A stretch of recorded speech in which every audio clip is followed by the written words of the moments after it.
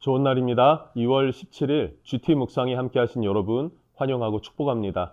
오늘은 로마서 15장 1절에서 7절 말씀으로 그리스도 예수의 본이란 제목으로 하나님 말씀 나누겠습니다. 본문 말씀 함께 읽어봅니다. 제15장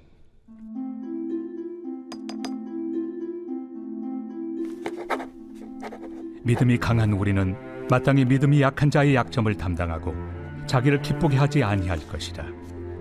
우리 각 사람이 이웃을 기쁘게 하되 선을 이루고 덕을 세우도록 할지니라.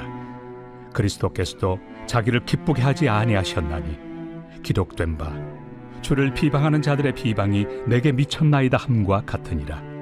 무엇이든지 전에 기록된 바는 우리의 교훈을 위하여 기록된 것이니 우리로 하여금 인내로 또는 성경의 위로로 소망을 가지게 함이니라.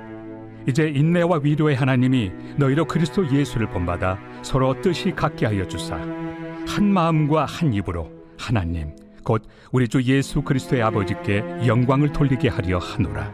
그러므로 그리스도께서 우리를 받아 하나님께 영광을 돌리심과 같이 너희도 서로 받으라.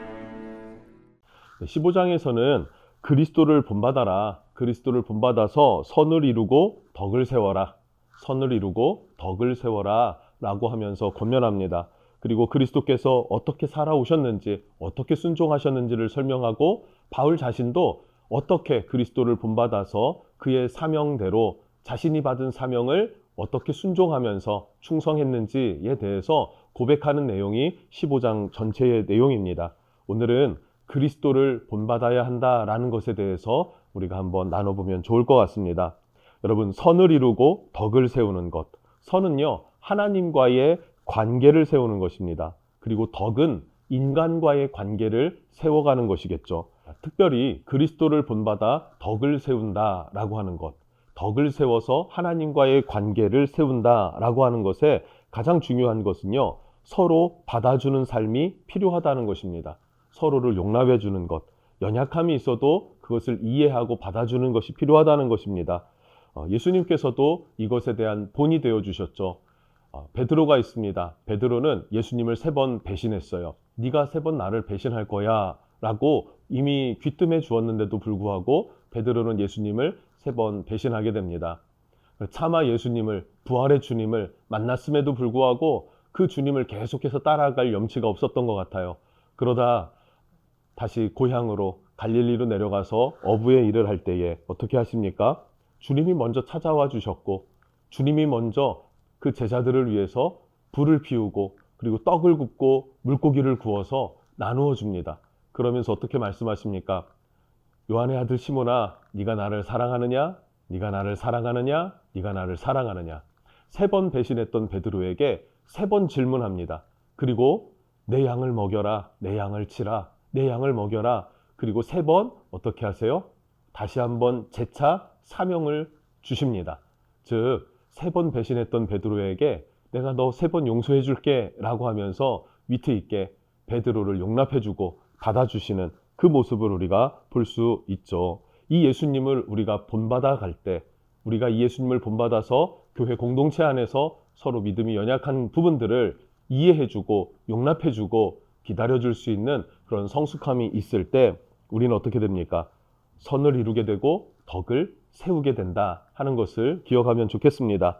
그러면 덕을 세우기 위해서 우리에게 무엇이 필요한가? 오늘 말씀을 통해서 7가지를 찾았으면 좋겠고요. 그 7가지 주님의 성품을 본받는 저와 여러분이 되면 좋을 것 같습니다. 첫 번째, 그리고 두 번째, 세 번째는 1절에 있습니다. 믿음이 강한 우리는 마땅히 믿음이 약한 자의 약점을 담당하고 자기를 기쁘게 하지 아니할 것이라. 아멘. 자, 여기에서 첫 번째, 내적인 강함이 있어야 한다라고 말하고 있습니다. 믿음이 강해야 한다라고요. 강한 믿음이 필요합니다. 왜 그렇습니까? 덕을 세우려면요, 믿음이 필요한데 믿음이 약하면 감정으로 움직이게 됩니다. 감정으로 움직이게 되면 흔들리게 되고 덕을 세울 수가 없단 말이죠. 그리고 연약한 지체를 받아주고 용납하려고 그러면은 우리 안에 넉넉한 여유로운 믿음이 있어야지만 받아낼 수가 있죠. 믿음이 작아서 여유가 없어요. 그러면 타인의 믿음 없는 행동들을 지적하게 되고 비난하게 되고 비판하게 된다는 사실입니다. 그래서 여러분, 예수님처럼 우리가 용납하고 이해할 수 있는 그러한 성숙한 신앙인이 되기를 원한다면 우리에겐 무엇이 필요합니까? 강한 믿음이 필요합니다. 강한 믿음이. 자, 두 번째로는요. 약한 자의 약점을 담당하라 라고 해요. 약한 자의 약점을 담당하고 남의 약점과 그리고 남의 단점을 비판하고 판단하지 않고 용납하고 그리고 수용해 주는 것입니다. 서로의 약점을 막 지적하고 말하기 시작하면 어떻게 됩니까? 싸움이 됩니다. 그래서 이것을 말하지 않고 용납하는 것은 훈련이 필요합니다. 훈련이 필요하죠. 이 훈련 또한 어디에서 일어납니까? 교회 공동체 안에서 일어나는 것입니다. 그래서 이런 훈련이 덜 돼서 계속 남의 약점을 말하게 되고 지적하게 된다면 어떻게 될까요? 아, 내가 믿음이 연약한 자구나. 아직 성숙하지 못했구나. 라고 하는 것을 받아들이고 그리고 조금 더 성숙함으로 나아가기를 훈련하고 연습하는 것, 인식하고 반복해서 연습할 수 있는 그러한 것이 우리에게 필요하겠죠. 또 마지막 세 번째로는 자기를 기쁘게 하지 않는다라고 말하고 있어요. 자기를 기쁘게 하지 아니할 것이라. 나를 위해 살기보다는 타인을 위해 살아가는 마음, 이것이 주님의 마음이다라는 것이죠. 이 마음이 섬김으로 연결될 때 덕을 세울 수 있습니다. 주님이 그렇게 하셨듯이. 주님이 어떻게 하셨습니까? 우리를 위해 이 땅에 오셨습니다. 또 주님이 우리를 위해 십자가에 희생하셨습니다. 누구를 기쁘게 하기 위해서요? 하나님을 기쁘게 하기 위해서, 또 우리를 기쁘게 하기 위해서 자기를 희생하셨듯이 우리도 누구를 기쁘게 합니까? 주를 기쁘게 하고 성도들을 같이 있는 공동체를 기쁘게 하기 위해서 나를 희생할 줄 아는 것, 이것이 필요하다. 이 성숙함이 있어야 한다라고 말합니다. 자, 그리고 2절에서는 네 번째 덕목을 말하는데 네 번째로 이웃을 기쁘게 하는 삶을 살아야 한다라는 것을 말하고 있습니다. 자, 2절입니다. 우리 각 사람이 이웃을 기쁘게 하되 선을 이루고 덕을 세우도록 할지니라. 이웃을 기쁘게 한다라는 것은 적극적으로 이웃의 기쁨을 찾고 그것을 행하는 삶을 말하고 있습니다. 적극적으로 살아가는 것. 그냥 상황이 되면 나보다 너를 위해서 살아갈게 정도가 아니라 조금 더 적극적으로 우리 공동체 안에 지체들을 위해서 헌신할 수 있고 그들의 기쁨을 위해서 살아가고 살필 수 있는 그러한 마음으로 서로를 배려해주고 또 서로를 기쁘게 해라. 이것이 하나님 나라의 공동체이다 라고 이야기를 하고 있습니다. 그리고 3절의 다섯 번째 덕목을 말해주고 있는데요. 그리스도를 본받아라 이렇게 얘기를 해요. 그리스도를 본받아라. 예수님은요 비방과 또 십자가의 고난을 감수하셨습니다. 때로는 억울할 수도 있고요. 원통할 수도 있고요. 화가 날 수도 있었지만 원수의 정죄도 그냥 겸허히 받아들이고 도수장에 끌려가는 어린 양이 말없이 끌려가듯이 주님은 십자가의 길, 그 고난의 길, 죽음의 길도 그냥 말없이 걸어가셨다. 왜 그렇습니까? 우리를 위한 희생이었고 그리고 그분은 겸손하여 어린 양이 되어주셨고 그리고 이 모든 연약한 죄인들의 모든 비난과 그런 질책들을 다 용납하셨다라는 거예요. 그러면서 이 그리스도를 본받아서 너희도 이와 같이 살아가야 한다라는 것을 말하고 있습니다. 어렵죠. 그런데 분명한 방향을 성경은 제시해주고 있습니다. 어렵다고 해서 그냥 넘어가지 말아라. 안다고 해서 그냥 넘어가지 말아라. 우리의 삶의 방향은 분명하다. 그리스도를 본받는 것. 그리스도를 본받아서 희생하고 용납하고 그리고 배려해 줄 줄 아는 마음. 너가 죽기까지 형제를 받아주고 배려해 줘야 한다라는 것을 성경은 이야기를 하고 있죠. 분명한 것을 말하고 있습니다. 우리가 모호하게 받아들이지 않기를 주님 이름으로 축복합니다.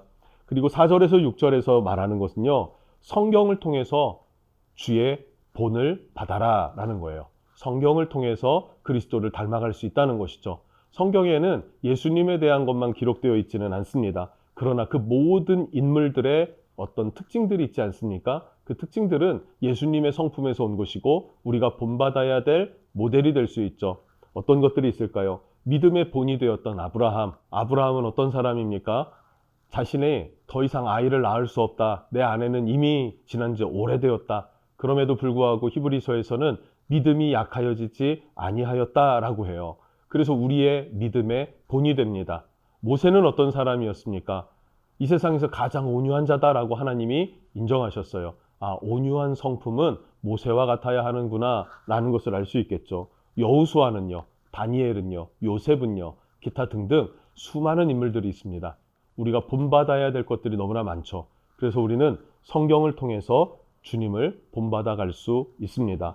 그리고 마지막 7번째는요, 7절에 있습니다. 서로 받아주고 용납하라. 7절입니다. 그러므로 그리스도께서 우리를 받아 하나님께 영광을 돌리심과 같이 너희도 서로 받으라. 서로 받아주라는 거예요. 그래서 하나님께 영광이 되게 하라라고 말합니다. 자, 오늘 말씀을 통해서 나름 7가지의 덕을 세우기 위해서 우리에게 필요한 것, 주님의 7가지 성품을 본받아야 할 것들을 찾아봤습니다. 자, 중요한 것은 정리한 것이 아니라 이 정리한 것들 가운데 하나라도 내가 살아가는 것, 하나라도 실천할 수 있는 것이 중요하겠죠. 여러분, 하나님의 말씀을 따라 성숙한 믿음으로 그리스도를 본받는 성도들 될 수 있기를 주님 이름으로 축복합니다. 기도하겠습니다. 하나님 감사합니다. 우리가 예수를 본받아 믿음의 강함이 있기를 원합니다. 그리고 나를 기쁘게 하기보다는 형제들을 기쁘게 할 수 있는 마음, 또 약한 자의 약점을 내가 품어주고 담당할 수 있는 마음, 이웃을 기쁘게 하는 삶, 그리스도를 본받는 삶, 그리고 성경을 통해서 주님을 본받아 나아갈 수 있는 모델들을 찾아가는 것, 그리고 실제 우리의 삶에서 서로를 받아주고 용납하는 삶을 살아갈 수 있도록 우리를 축복해 주시고, 그래서 우리를 통하여서 선을 이루고 또 덕을 세울 수 있는 은혜를 주시옵소서. 예수님 이름으로 기도합니다. 아멘.